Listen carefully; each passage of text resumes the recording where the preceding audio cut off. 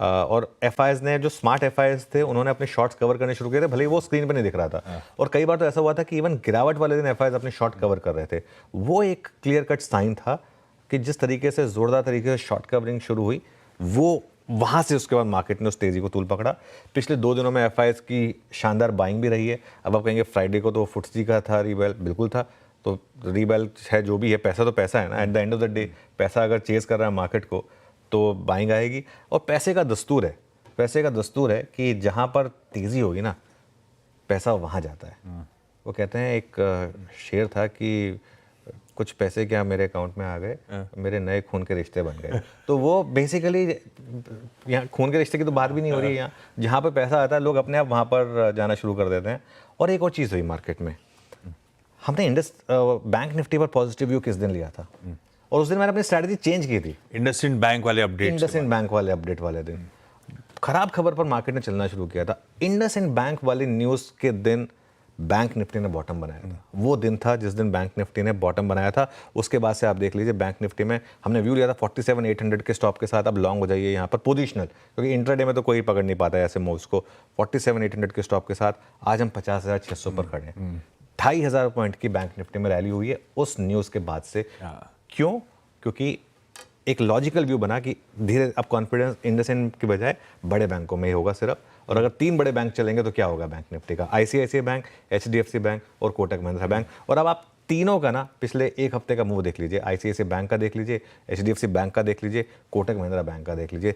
तीनों के तीनों स्टॉक्स में शानदार, अगर आप एक वीक का मूव देखेंगे, एक बहुत शानदार। ये एक लॉजिकल चीज़ थी, इसमें ऐसा कुछ नहीं था कि कोई बहुत हमने एक ऐसी चीज़ कही कि जो एक आउट ऑफ द प्लेस थी। लॉजिकल चीज़ थी कि वहाँ से पैसा यहाँ जाएगा, और अगर इन 3 स्टॉक्स में पैसा आएगा तो बैंक निफ्टी चलेगा ही चलेगा। और वहाँ से आप देखिए किस तरीके का मूव है बैंक निफ्टी में। सही में उस दिन से समीकरण क्या बदलते चलेगा। और पिछला हफ्ता तो हाईलाइट है इन सब के बीच में। एक हफ्ते में 4.25% के गेन्स, ऑलमोस्ट 1000 पॉइंट की रैली पिछले 5 ट्रेडिंग सेशंस में। बढ़िया। अब बहुत से मूव्स एंजॉय कर लिए। अभी भी थोड़ा सा हम सब के मैन, वैसे तो हम में से ज्यादातर तो फीबल हार्टेड, सिर्फ पोर्टफोलियो इंप्रूव होता देख रहे थे, पार्टिसिपेट तो कर नहीं पाए। पर अब यहां से इस तरह के मूव्स के बाद फ्रेश स्ट्रैटेजी, क्या रणनीति बननी चाहिए, अब जहां खड़े हैं उसके बाद क्या? बिल्कुल। अच्छा, वो जो पार्टी मैंने की थी ना, उसकी वो इमेज आ गई। हाँ। अब दिखा देता हूँ पार्टी जो हमने की थी इस वीकेंड पे। ये हमारे साथी थे पार्टी में। बुल्स की पार्टी थोड़ी सी फ्राइडे को अच्छी हुई, और उसके बाद हमने गुरुकुल भी करा। अभी तो पार्टी शुरू हुई है कि नहीं? नहीं, पार्टी तो पिछले हफ्ते शुरू हो गई थी। हम पार्टिसिपेट किए, लेकिन अभी थोड़ी बाकी है। ओके, थोड़ी पार्टी बाकी है। और एक टाइम आएगा जिसमें वो जिस तरीके से हम लगातार वन वे दौड़, हम 10 दिन तक लगातार गिरे थे। 10 दिन लगातार चल नहीं सकते क्या? हम चल सकते हैं ना, क्यों नहीं चल सकते? तो खैर कोई नहीं। अब आपने सवाल पूछा कि अब आगे क्या। देखिए, सबसे इंपॉर्टेंट चीज़ इस मार्केट में, डोनाल्ड ट्रंप का जो डर था ना, वो खत्म हो चुका है। उसका सबसे बड़ा एग्जांपल मैं आपको दे रहा हूँ। 2 अप्रैल को टैरिफ का वो डेडलाइन है, कोई बात ही नहीं कर रहा है उसको। मतलब ऑलमोस्ट हर कोई भूल चुका है उसको। और ये मेरे ख्याल से एक अपने आप में एक मार्केट आपको बता रहा है कि शायद वो एक बड़ा फैक्टर है। लेकिन ये रिस्क हमेशा रहेगा कि ये जो रैली है ये फेल हो जाए। इस वजह से 2 अप्रैल को अगर मान लो कुछ और बड़ा अनाउंस कर दें, एक बार के लिए हो सकता है वहाँ पर आपको नीजर्क मिल जाए। हो सकता है एक बार 31 तारीख को मार्केट थोड़ा सा उससे पहले थोड़ा सा प्रॉफिट बुक कर ले, ये पॉसिबल है। लेकिन ये रिस्क तो आपको लेने पड़ेंगे, ये तो हमेशा बाद में पता चलेगा आपको। अब देख, मुझे नहीं पता कि रैली 24,000 पर रुकेगी या 24,500 पर रुकेगी, या आज ही रुक जाएगी 23,600 पर रुक जाएगी, या हो सकता है रुके ही ना ये रैली। हो सकता है हम ऑल टाइम हाई पे चले जाएं। हो सकता है जो हमारे चैनल पर वो सोशल मीडिया ने जो वील लिया था 30,000 का, हो सकता है वो आ जाए। हो सकता है वो मेरा वो जो 2722 था वो आ जाए। किसी को नहीं पता, और ना ही हमारा ये काम है एक्चुअली कि हम बाजार को प्रेडिक्ट करें। ये हमें करना भी नहीं चाहिए। हमारे पास क्या है?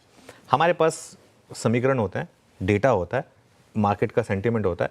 हम उसको देखकर एक व्यू लेते हैं कि हमें ये करना है, और एक बाकायदा स्टॉप लॉस के साथ एक चीज़ करनी है।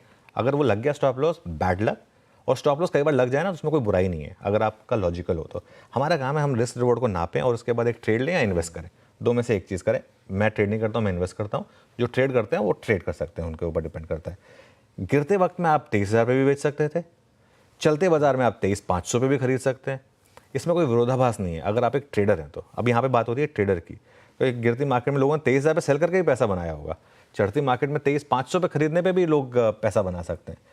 तो ये बात होगी ट्रेडर की। लेकिन अगर आप एक इन्वेस्टर हैं ना, तो और मैं ये चाहता हूँ कि हमारे चैनल पे जितने व्यूअर्स हैं, क्योंकि 90% से ज़्यादा ट्रेडर होते हैं, मैं चाहता हूँ कि थोड़ा सा आप अपना लाइफ में इन्वेस्टमेंट होराइजन भी लाएं। इन्वेस्टमेंट अगर वेल्थ बनानी है ना, तो इन्वेस्टर बनना पड़ेगा। ट्रेडर अच्छी बात है, ट्रेड करके पैसा बनाए, उसमें भी कोई बुराई नहीं है, मैं कभी नहीं करता। मेरे को मैं तो ट्रेडर्स की काफ़ी रिस्पेक्ट करता हूँ, क्योंकि जो रिस्क ट्रेडर लेते हैं वो हर कोई नहीं ले सकता। लेकिन इन्वेस्ट करके अगर आपको वेल्थ बनानी है ना, कुछ फ़र्क नहीं पड़ता आप 22,000 पर लें या 25,000 पर लें, क्योंकि अगर आपको 1.5 लाख का निफ्टी का व्यू है तो क्या फ़र्क पड़ता है। और एक और चीज़ बता दूं मैं, अभी भी ये कहना बहुत टफ होगा कि बस यही फाइनल बॉटम था और यहाँ से मार्केट बस अब वन वे ही चलेगा। अप्रैल का जो अर्निंग सीजन आएगा, अगर वो उसमें हल्की सी भी होप नहीं जगी, अगर उम्मीद से खराब आया, मार्केट वापस एक बार गिर सकता है, हम उसको तब फिर रिविजिट करेंगे। लेकिन अभी के लिए जो समीकरण बैठ रहे हैं वो पॉजिटिव बैठ रहे हैं। लीजिए भाई साहब, बढ़िया समीकरण बैठ रहे हैं, पॉजिटिव है सब कुछ, मूड माहौल, ये बात सही है। ट्रम्प साहब के अब वो टैरिफ वैरिफ की चर्चाएं अब तो जहन में आती भी नहीं है, डर खत्म हो गया है। बस एक ही आदमी जो कॉन्स्टेंटली उसको ट्रैक करता है, जिनके जिम्मे है एक ग्लोबल समीकरण समझना अपने लिए और अपने को बढ़िया तरीके से समझाना। हॉर्माज बगल में बैठे हैं, उनके पास चलूंगा, ये नहीं भूलते। ये सुबह आज फिर याद दिला रहे थे कि 2 तारीख को भाई साहब कौन सी रेसिप्रोकल टैरिफ की डेडलाइन सामने आने वाली है। खैर, ग्लोब के समीकरण दिखा देता हूं आप लोगों को। गिफ्ट निफ्टी कह रहा है आधे % तक की मजबूती, थोड़ी देर पहले आधा था, थोड़ा सा कूल ऑफ हुआ है, लेकिन ठीक है। 100 पॉइंट के आसपास गैप के साथ हम लोग आज मंडे की शुरुआत करेंगे। तो पिछले हफ्ते का मोमेंटम शायद कंटिन्यू हो रहा होगा। और दिखाता हूं आपको एशियन पीयर्स, एशिया मिला जुला सुबह से है, पर यूएस का हैंडओवर बुरा नहीं है, क्योंकि हम जो डाइजेस्ट करके गए थे उसके सामने फ्राइडे को यूएस फ्लैट था, आज सुबह के फ्यूचर्स थोड़ा सा स्ट्रेंथ दिखा रहे हैं। तो तब और अब की पहली प्लेट दिखाएगी आपको कहां छोड़े हुए फ्यूचर्स कहां मिल रहे हैं। तो हैंडओवर यूएस का अच्छा है और इसीलिए गिफ्ट निफ्टी थोड़ा सा जोश दिखा रहा है, पर एक्चुअल इंटरनल्स हैं कैसे? हरमाज, गुड मॉर्निंग, कैसे रखूं संकेतों को? गुड मॉर्निंग आशीष, गुड मॉर्निंग अनुज। संकेतों को आप थोड़ा सा अनसर्टन ही रखिए ग्लोबल के हिसाब से। हमारे तो शायद सेंटिमेंट सुधर भी रहे हो, मगर वहाँ पे सेंटिमेंट अभी भी थोड़े से ऑन द एज बने हुए हैं, क्योंकि कमेंट्री जो एनालिस्ट की आती है ना, उससे पता चल जाता है कि कैसे सेंटिमेंट चल रहे हैं। जो यूएस के मार्केट्स में जब जब गिरावट आती थी, जो पहले कहते थे कि आप डिप खरीद लीजिए, अब ये कह रहे हैं कि फर्स्ट हाफ में, मॉर्गन स्टैनली ने कहा है कि फर्स्ट हाफ में आप नए रिकॉर्ड हाइज भूल जाइए S&P 500 पर। ये साफ साफ कह दिया, इंडिया खरीदिए, इंडिया आएगा सब। ये तो बुल्स के लिए तो मतलब म्यूजिक टू देयर ईयर्स होगा। मगर वहाँ पे भी लेकिन मोमेंटम ट्रेडर्स जो है वो नेट शॉर्ट हो गए हैं S&P 500 पर। साल में पहली बार हुआ है, एक साल में पहली बार। और कौन खरीद रहा है वहाँ पर भी? रिटेल ही खरीद रहा है, क्योंकि 12 से 19 मार्च के बीच में लगभग $12 बिलियन की खरीदारी उन्होंने वहाँ पर की। और जो आप टैरिफ की बात कर रहे थे, जो कोई बात नहीं कर रहा, शायद वो व्हाइट हाउस पे भी इस बात की चर्चा नहीं चल रही, क्योंकि अब तक कोई क्लैरिटी निकल कर नहीं आई है। जो जर्नलिज्म के सिद्धांत होते हैं ना, 5 Ws and an H, who, what, when, why, where and how, उस इन 6 के 6 इस पर कोई क्लैरिटी नहीं है कि कब, कहाँ, कैसे, किस पर टैरिफ लगेंगे। काफ़ी सारे देशों की डोनाल्ड ट्रंप ने बातचीत की कि ये टैरिफ अब्यूज़ करते हैं, ये करते हैं, वो करते हैं, मगर किस पे कितने टैरिफ लगेंगे कोई क्लैरिटी नहीं है अभी भी। अगर आप देखें तो आज, लेकिन एक इंपॉर्टेंट चीज़ ये है कि USTR में जो उनके जो ट्रेड रिप्रेजेंटेटिव्स है, वहाँ पर एक बड़ी अहम सुनवाई होने वाली है कि जो बाइडन के कार्यकाल में एक प्रस्ताव रखा गया था कि जो चीन में बनी हुई कमर्शियल शिप्स है उन पर एडिशनल लेवी लगाई जाए, उस पर आज सुनवाई होने वाली है। और काफ़ी सारे बिजनेस रिप्रेजेंटेटिव्स ने उन्हें लिखा भी है USTR को कि ऐसे कोई भी लेवी ना लगाई जाए, क्योंकि वो काउंटर प्रोडक्टिव हो सकता है। इससे अमेरिकी सामान जो है दुनिया भर में महंगा हो जाएगा और हमारी इंडस्ट्री को नुकसान पहुंचेगा। तो इस पर आज नज़र बनाए रखने की ज़रूरत है, वहाँ से क्या निकल कर आता है। 2 दिनों की सुनवाई होगी। कमोडिटीज़ की अगर हम बात करें तो कॉफ़ी की कीमतें रिकॉर्ड हाई पर चल रही है। जो लॉन्ग्स जो है कॉफ़ी के, वो 11 साल के सबसे निचले स्तरों पर है। कॉपर की कीमतें तो 10,000 के आसपास ही है, मगर एनालिस्ट अब 15,000 तक जाने के उसके अनुमान लगा रहे हैं। तेल की कीमतें रेंज बाउंड है, क्योंकि नज़र अब ओपेक पे बनी हुई है, क्योंकि अगले महीने से वो उत्पादन बढ़ाने वाले हैं। और डॉलर जो है वो अब 104 के पार निकल गया है। पिछले हफ्ते नहीं कर पाया था, आज वो निकल चुका है। कनाडा में चुनाव की घोषणा हो चुकी है, 28 अप्रैल से कनाडा में चुनाव होंगे। चीन ने भी कह दिया है कि जो अगर कोई झटका लगा ट्रंप के टैरिफ्स की वजह से, तो उससे हम तैयार हैं उसका मुकाबला करने के लिए। और इस हफ्ते PCE का डेटा आना है जो सबसे महत्वपूर्ण है, और कंज्यूमर सेंटिमेंट का डेटा आना है। तो हमारे सेंटिमेंट भले शायद थोड़े सुधर रहे हो, मगर US के सेंटिमेंट थोड़े से अभी भी एजी है। स्क्रीन भले चाहे आपको ग्रीन दिखा रहा हो। कॉफ़ी महंगी हो रही है भाई साहब, 6 महीने में 50-60% तो कॉफ़ी के दाम बढ़ गए हैं।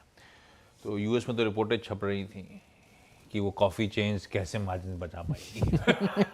खैर, ये सारे ग्लोब के समीकरण हैं, थोड़े से मिले जुले संकेत हैं, पर सिर्फ इक्विटीज के लिहाज से डिसेंट से, और अपना सेंटिमेंट थोड़ा सा इंप्रूव सा, तो न्यूट्रल से पॉजिटिव रख लेते हैं। Neutral to positive. परफेक्ट, ये हो गया ग्लोबल समीकरण। अब आइए आज का ट्रेड सेटअप। वीकली क्लोज था और अब आ गए एक्सपायरी, मंथली एक्सपायरी वीक में। ऐसे में सेटअप खड़ा कैसा है ये समझ लेते हैं। कैसा लग रहा है ट्रेड सेटअप? सेटअप अच्छा है। सेटअप तो मतलब आंखों को एकदम सूद करने वाला है आशीष। ऑब्वियसली थोड़ा सा फुटसी का तड़का जुड़ा है, लेकिन 7,400 करोड़ की बाइंग आई है एफआईएस की तरफ से।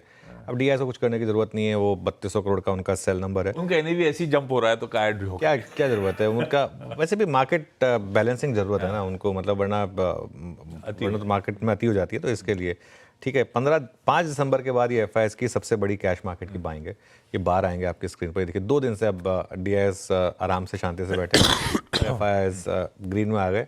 और ये मेरा मानना है कि शायद और इस हफ्ते के एंड तक ये लेफ्ट वाली स्क्रीन पूरी रेड हो जाए आपकी और राइट वाली स्क्रीन पूरी ग्रीन हो जाए, तो हैरानी नहीं होनी चाहिए, क्योंकि अब मोमेंटम आ गया। अब ये हॉट मनी चेस करेगी हमको। शुरू में हो सकता है लॉन्ग ओनली मनी ने बाय किया हो, अब यहाँ पे hot money, ETF money, passive money chase करेगी, क्योंकि मोमेंटम बहुत शानदार है मार्केट में। और जैसा मैं 5 दिसंबर के बाद सबसे बड़ी बाइंग है एफआईएस की, मतलब 3 महीने के बाद। और फुटसी एडजस्टमेंट की वजह से एफआई के वॉल्यूम भी काफ़ी ज़्यादा थे। 49,000 करोड़ का ग्रॉस बाइंग था एफआईएस को, जो नॉर्मली 20,000 करोड़ से कम पे हो गया। पोजीशनिंग में देखिए आप, क्या ज़बरदस्त पोजीशनिंग हो रही है। और एक चीज़ जो मैंने लगातार आपको इस टेबल में बताई है कि 3-4 दिन से क्या हो रहा है, अगली प्लेट देखिए, फिर वही चीज़ें हो रही हैं। क्लाइंट हर रैली में लॉन्ग अपने काट रहे हैं। लॉन्ग काट रहे समझ में आता है, शॉर्ट क्यों जोड़ रहे हैं? मार्केट ने सिग्नल नहीं दिया आपको शॉर्ट करने का। मुझे फ्राइडे को भी ना, मैं जो 1-2 कुछ बहुत करीबी मित्र फैन टाइप के जो होते हैं ना, बहुत सर यहाँ शॉर्ट करूँ, यहाँ शॉर्ट करूँ, क्यों करो? क्यों करना? मुझे बताओ, हो सकता है बन जाए पैसा, लेकिन क्यों करना है? जरूरी है क्या कि आपको एग्जैक्ट टॉप पकड़ना है? एक बार मार्केट साइन दे दे, प्रीवियस डे का लो तोड़ दे, उसके बाद शॉर्ट ट्रेड अपने आप ऑन हो जाएगी। वहाँ तक का तो वेट करें, वहाँ तक तो पैसा लॉन्ग साइड बन रहा है। एफआईएस उल्टा कर रहे हैं, पिछले 5-6 दिन से लगातार वो लॉन्ग ऐड कर रहे हैं और शॉर्ट कवर कर रहे हैं। फ्राइडे को भी 3,300 लॉन्ग ऐड करे और 11,000 उन्होंने शॉर्ट कवर करे। और इंडेक्स फ्यूचर्स में बाइंग देखिए अब आप उनकी 2,400 करोड़ की इंडेक्स फ्यूचर्स में बाइंग है, 1,188 करोड़ की स्टॉक फ्यूचर में बाइंग है। हमने 3 महीने का फेज देखा जिसमें लगातार सिर्फ सेलिंग देखी थी हमने। अब थोड़ा सा बाइंग एंजॉय करिए। निफ्टी फ्यूचर्स में 1,800 करोड़ की बाइंग, बैंक निफ्टी में थोड़ी कम। वो टेबल आएगी आपकी स्क्रीन पर। अब 5 दिन में दोनों इंस्ट्रूमेंट में लगातार बाइंग है, निफ्टी और बैंक निफ्टी दोनों में। पहले निफ्टी बैंक में ज़्यादा रैली हो रही थी, पिछले 2 दिन से निफ्टी में ज़्यादा रैली हुई, क्योंकि निफ्टी में अभी भी 200 मूविंग एवरेज में स्कोप है। बैंक निफ्टी 200 मूविंग एवरेज आज ही लगा दे शायद, निफ्टी में भी 600-700 पॉइंट बाकी है। कारण निफ्टी आईटी अब तक नहीं चला था। फ्राइडे को निफ्टी आईटी पे चला बाय द वे। आपने एक चीज़ और नोटिस करी होगी, जो हम बात कर रहे थे कि ये मार्केट में खराब खबर पे भी बाइंग आ रही है। आप फ्राइडे का निफ्टी आईटी का इंटरडे देखिए, ये निफ्टी आईटी खुला था 800 पॉइंट नीचे था जब खुला था। ये वो एक्सेंचर के नंबर्स पे एक्सेंचर रिएक्शन का खराब और नंबर का उसके बाद घूम रिएक्शन, गया। 1000 पॉइंट की रैली दी इसने इंटरडे में, 1000 पॉइंट की 35,674 पे जो खुला, और मैं मतलब इंटरडे में 1300 हो गई थी। मैं क्लोजिंग बेसिस पे कह रहा हूँ, क्लोजिंग बेसिस पे 1000। तो इस वजह से निफ्टी को एक और सपोर्ट मिला, जो अब तक सिर्फ निफ्टी बैंक कर रहा था, अब निफ्टी आईटी ने भी थोड़ा सपोर्ट करना शुरू करा। ये अपने आप में एक बड़ा पॉजिटिव था मार्केट के लिए। एफआई की पोजीशन पर आते हैं, खाली 84,000 लॉन्ग हो गए, अब 1,81,000 शॉर्ट, मतलब 3300 लॉन्ग ऐड, 11,000 शॉर्ट कम। और वो ग्राफ देखिए, अब हम इवन स्टीवन होने वाले हैं। मेरा ये मानना है कि एक्सपायरी तक आप न्यूट्रल हो जाएंगे। वो टेबल आएगी आपकी स्क्रीन पर, हम कहाँ 12% लॉन्ग थे, अब हम 32% लॉन्ग आ गए हैं। ये आपको पता है, हमने कहा था जब 7% की कवरिंग में इतनी रैली आ गई, तो सोचिए अगर ये 50 हो गया तो कितनी बड़ी रैली आएगी। अब 96,000 कॉन्ट्रैक्ट रह गए कुल मिलाकर 5 दिनों में। कल 14,355 नेट शॉर्ट कॉन्ट्रैक्ट कवर हुए, 5 दिन में 87,300 शॉर्ट कवर हुए हैं, और अभी भी 96,000 शॉर्ट बाकी हैं सिस्टम में। और 4 दिन में सोचिए अगर वो 96,000 भी कॉन्ट्रैक्ट कवर हो गए। ये दिसंबर के बाद सबसे अच्छा लॉन्ग शॉर्ट रेशो, और दिसंबर के बाद पहली बार नेट शॉर्ट 1 लाख से कम। ये यहाँ रुकने वाला नहीं है मामला। ये मामला अब आपको एकदम नेट लॉन्ग पे ही जाकर रुकेगा। इंडिया विक्स भी नीचे था, पुटकॉल रेशो फ्लैट था 1.15 पर, और बैन में कोई नया शेयर नहीं आया। ये एक अच्छी चीज़ है कि एक्सपायरी वीक वाले दिन में कोई बैन में नहीं आया, और 2 स्टॉक्स बैन से बाहर आ गए। मन्नापुरम बैन से बाहर आ गया और सेल बैन से बाहर आ गया, तो ये एक अच्छी चीज़ है मार्केट के लिए। सिर्फ 3 स्टॉक रह गए बैन में, इंडसइंड बैंक, हिंदुस्तान कॉपर और पॉलीकैब। सेटअप अच्छा है। सेटअप अच्छा है, बढ़िया कवरिंग के मूव्स हम एंजॉय कर रहे हैं और हु नोस नेट लॉन्ग में पहुंच जाए एफआईआई। देखते हैं किस तरह के समीकरण बैठते हैं। ग्लोब के संकेत न्यूट्रल से पॉजिटिव, अपना खुद का सेटअप बढ़िया।